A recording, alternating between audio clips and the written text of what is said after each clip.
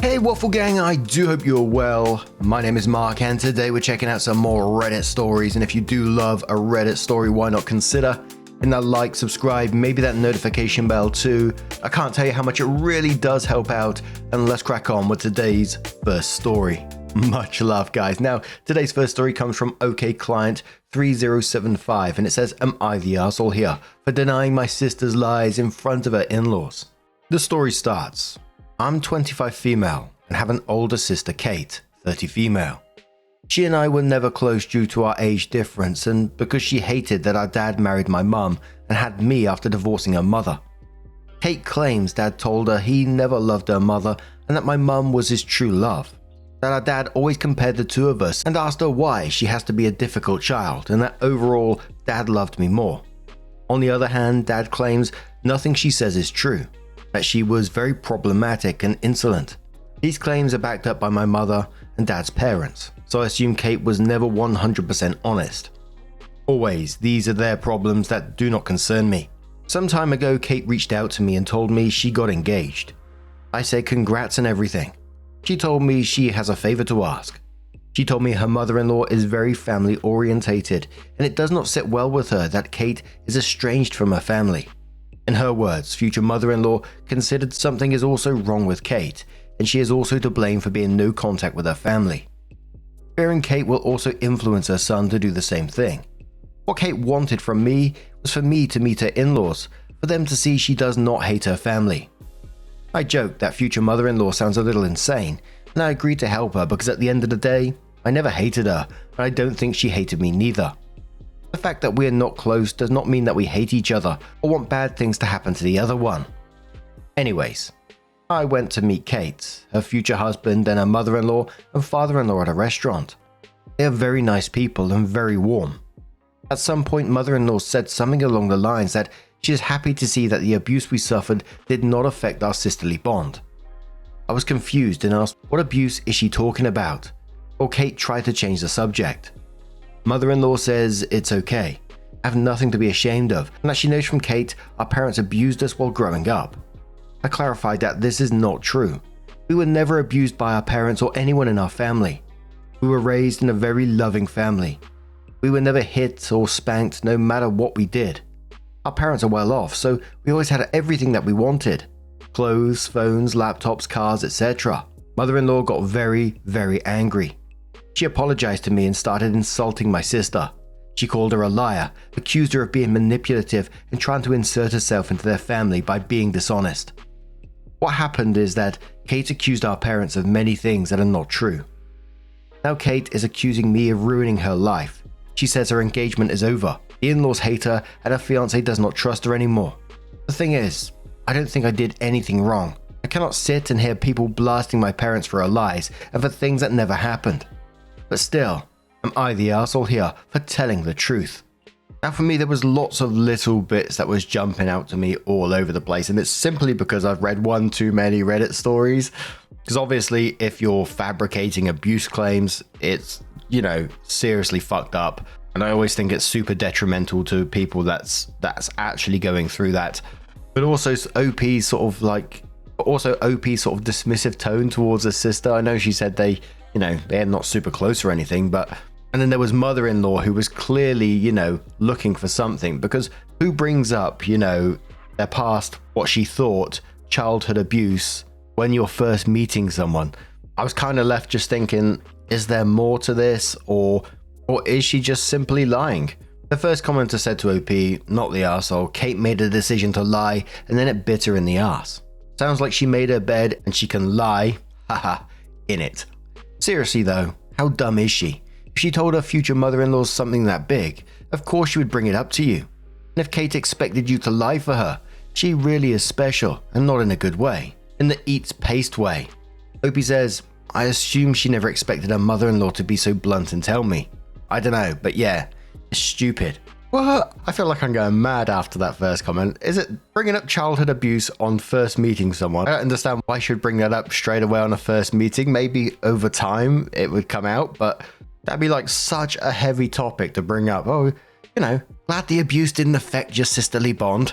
Another commenter said, "While your sister did lie about the abuse, I'd like to gently point out that you and your sister did not have the same childhood experiences, and none of the family members you consulted regarding events that you were too young to remember are exactly impartial.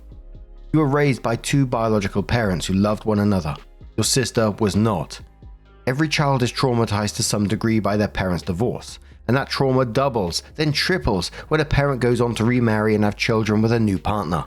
They feel abandoned and replaced, and for some, the hurt is overwhelming and never fades.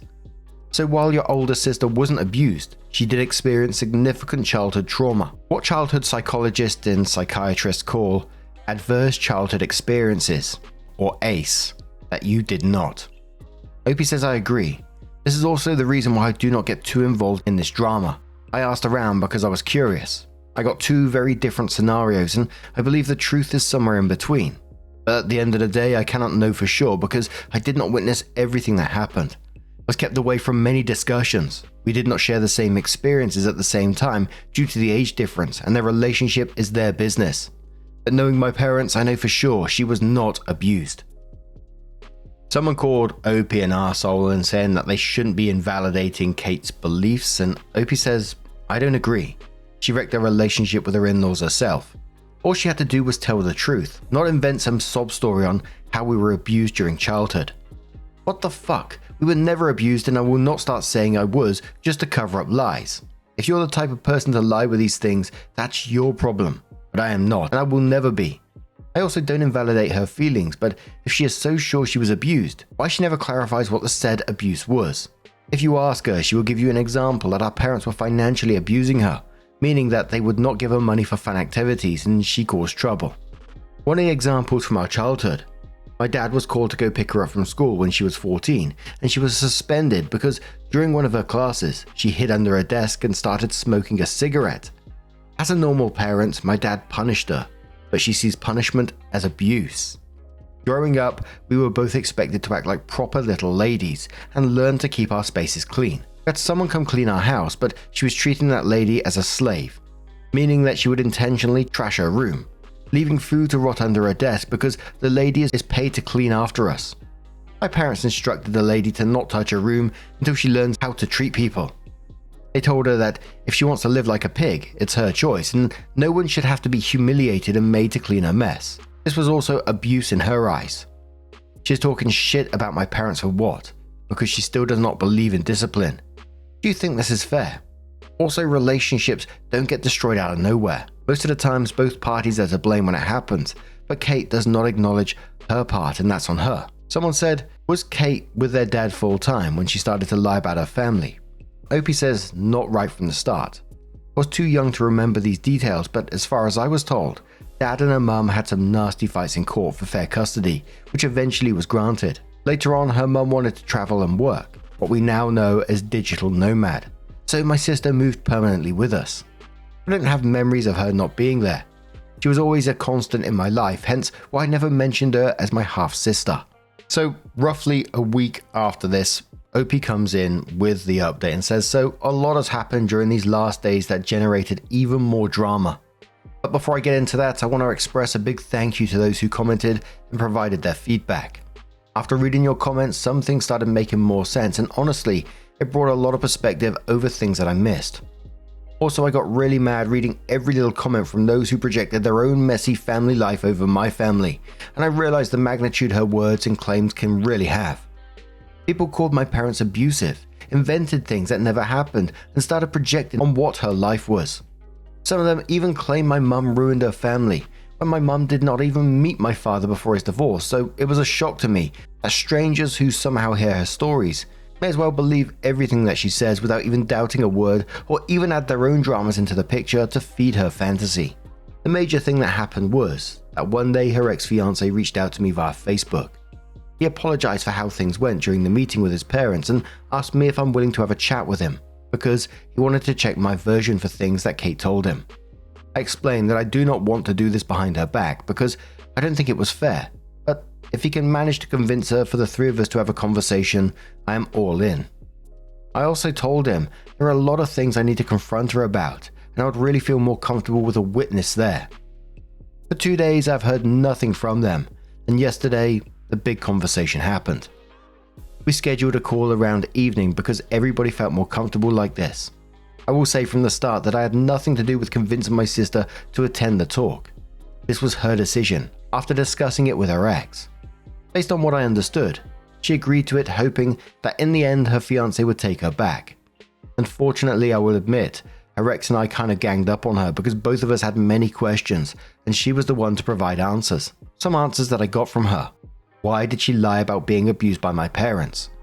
She claimed she did not specifically mention me as being abused, but admitted she did not correct her mother-in-law when she understood something else. So she knew her mother-in-law was living with the assumption our parents abused both of us, but did not correct her in any way. When her fiancé asked her why, she said she felt by not correcting her, the mother-in-law will stop considering her the problem, knowing that there were two of us in the same situation. She still claims she was abused by my parents. When I asked her to provide some clear examples, she first said, "You know very well what happened." But me and her fiancé insisted. Some of the things she mentioned were, when she was a teenager, she was oftentimes punished while I was not, which was a clear indication I was loved more, and this is abuse. Keeping in mind that when she was 14 or 15, I was only 9 or 10, and she was doing bad things like getting suspended for smoking during one of her classes, skipping school, etc. How was I supposed to be punished along with her? She said I was also doing bad things but was never punished while she was. Her fiancé asked her verbatim. So you claim you were abused because you were punished for smoking in class, while the bad things your younger sister did was maybe draw on walls.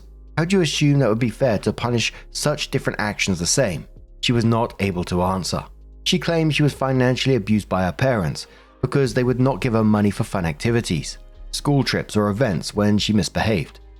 This was an example of punishment, what she would often receive. Her fiancé asked her if our parents provide her with basic things like food, clothes, school supplies, and she said yes.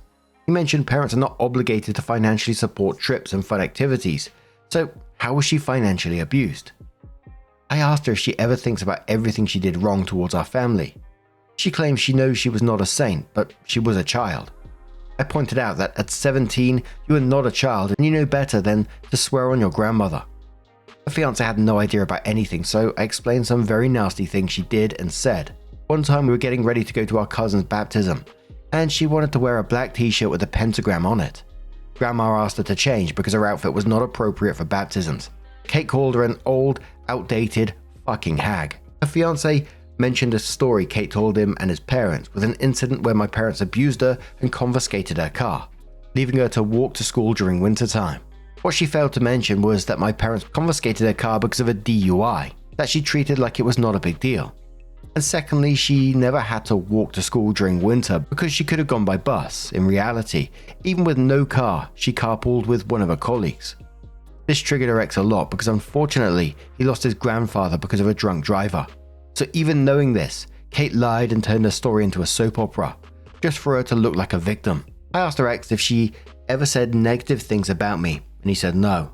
She only mentioned some instances where our parents treated us differently, but always pointed out that they were doing it to turn us against each other. But based on the story she told, she apparently never blamed me for anything or said anything negative about me. The entire ordeal lasted for around 3 hours, and in the end, I was exhausted.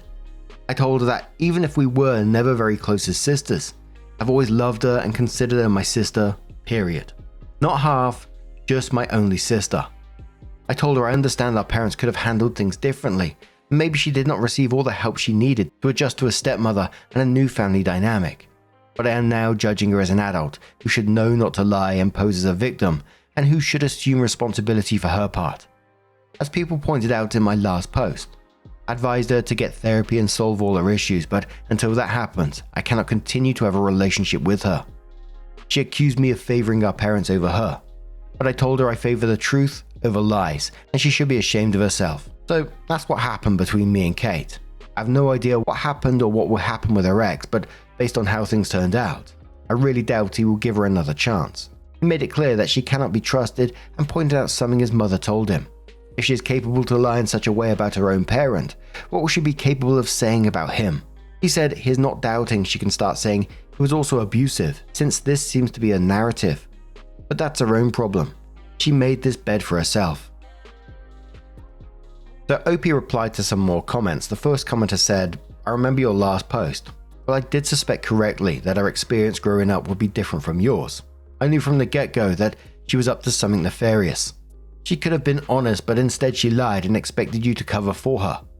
The story about her DUI made me lose any ounce of sympathy I may have had for her situation.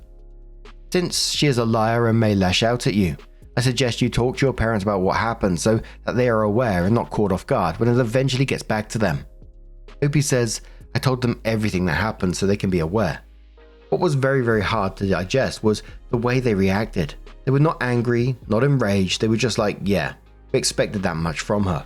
Another commenter says, even if her abuse was true, which seems to be mostly in her own mind, her making up stories to make it worse is the biggest problem, and she has taken no accountability for that.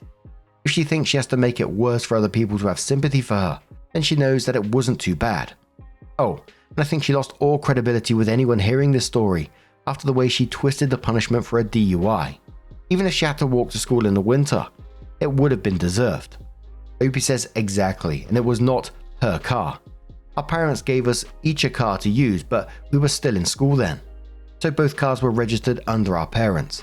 They paid insurance, maintenance, and everything that came with them.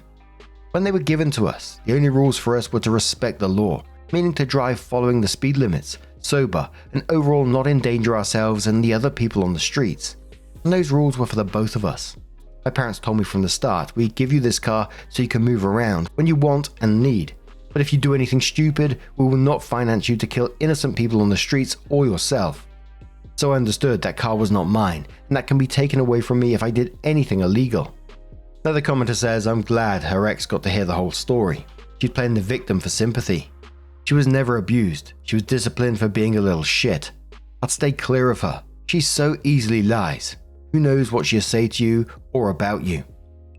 And another commenter says, sounds like sis carries a lot of resentment from childhood. Doesn't mean her resentment is justified. Best advice, telling her to get therapy, and hopefully she loses the victim mentality. And OP comments on the sister getting therapy and having support. OP says, I'm willing to support her only if she admits her mistakes and goes to therapy.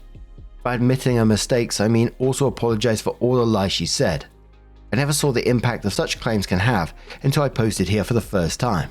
Being used to her behavior, I think I excused her ways as being dramatic, but I understood how such claims can easily be believed by strangers, which is not okay for the people accused. I also hope your niece gets some sense and improves. And there was just a lot of people after this one just hoping that the sister receives some kind of therapy and doesn't double down and escalate on the situation. But there was a bunch of mixed comments in there as well, talking about the divorce and her mother being a digital nomad and just going off and doing that thing, and she probably needed therapy a lot younger to get her going forward. But what do you guys make of this situation? Let us know your thoughts down in the comments below. Let's move on to another story. Now, I saw this next story and it's got potluck in the title, and I love a potluck story. And I know potlucks do happen in the UK, but I think they're pretty rare compared to what sometimes happens, like say in places like the US. I'm not sure if they're super common there either, but it always sounds like they are. But June Banan says, am I the arsehole for not bringing anything to my friend's potluck after she told me not to? One of my close friends hosted a dinner at her place last weekend. She called it a, air quotes, potluck, and sent a group text saying we should each bring a little something.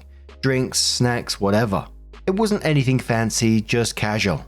I asked her what I should bring and mentioned I'd be coming straight from work and might be a little rushed. She replied that I didn't need to worry about it. She had plenty of food and just wanted me to come. So I didn't bring anything. I showed up, said hi to everyone, and honestly the night was going fine. People brought stuff, a salad, some cupcakes, a couple of bottles of wine. I was planning to help just clean up or do dishes since I didn't bring anything. And I figured she meant what she said. But later on, while people were complimenting the food, she made this offhand comment like, well, not everyone contributed, but we're still glad she showed up. Everyone laughed, and it didn't seem super serious, but I felt my face get hot. I didn't know how to respond. I stayed polite and tried not to act weird about it, but I felt uncomfortable the rest of the night. On the way home, I kept thinking about it. I get that maybe she was a little annoyed, but she literally told me not to bring anything. And now I feel like she put me on blast in front of people for something I didn't even do wrong. I haven't said anything to her yet because it feels small and I don't want to be dramatic. But I also can't shake the feeling that it wasn't fair. Am I the arsehole? But the comments on this, they went on OP. Mother of Cat says, everyone sucks here. It's rude to show up to a party, especially a potluck, empty-handed. That's why no one else did that. Asking to attend but not contribute to a potluck is fairly rude to begin with. It puts the host in an awkward situation because they don't want to be rude and uninvite you, but they have to provide extra food they may not have planned or budgeted for. All of the other guests are spending time and money to provide, but you don't have time for that, though you have time to show up and eat. It's also rude for a hostess to make fun of her guests, even if the guest is taking advantage of their hospitality. OP responded saying, I get where you're coming from and I definitely didn't mean to make things harder for her or show up empty-handed like it was no big deal. I just wish she had told me to bring something instead of making it into a joke in front of everyone. Commenter says, she already told you to bring something. That is what a potluck is. Does she have to spoon feed you what to bring as well? Do you think all the other folks invited had to be spoon-fed on what they had to bring to the party too? You're the arsehole. Everyone has a job, everyone has a life, but they made an effort to not come empty-handed. This is 100% on you. How you felt comfortable enough to go empty-handed, eat and drink everything, and then the audacity to feel like a victim is beyond me. What mental gymnastics is this? Elephant says, everyone sucks here. It would have been easy for you to buy non-perishable things and leave them in the car whilst you were at work. Soft drinks, even soda, big packets of chips or crisps, maybe a couple of bottles of wine and some nice bread if you have undercover car parking. Or just stop at a supermarket on your way. It would have delayed you maybe 5 minutes. Unfortunately, you fell for the polite response. Your friend should have been more honest with you, and she shouldn't have shamed you. And that kind of felt like the most balanced response for me. I don't think it had been hard to stop somewhere and pick up whatever, a couple, some bread like that commenter said, but also calling out OP in front of people. These people are meant to be friends, aren't they? I feel like I might get slammed for this one because of the comments are so against OP or everyone sucks here. But, if my friend phoned me up and I was hosting a potluck or whatever, I know there might be budgets involved, etc. So I can only talk from my perspective. If my friend did that and they said they're in a bit of a rush, coming straight after work, I'd absolutely say, no problem, right? They're my friend. Apparently in this post, a close friend. They'd be more than welcome to come. And I wouldn't hold it against them and play bloody word games and say something like, oh no, it's fine, you come, with actually meaning, no, you should be bringing something, and just assuming that they will bring something because it has the title of potluck when I've told them not to. It's mind fuckery. Oh, I can feel the comments on this one already. Anyway, what do you guys make of this situation? Let us know your thoughts down in the comments below. Now, just a huge thank you for being here today, getting involved in the stories, your love, your support, your time. It always means the absolute world to me. So thank you so much for getting involved. Truly, it absolutely means the world. And hopefully, I'll see you in the next one. Hopefully. Much love, guys.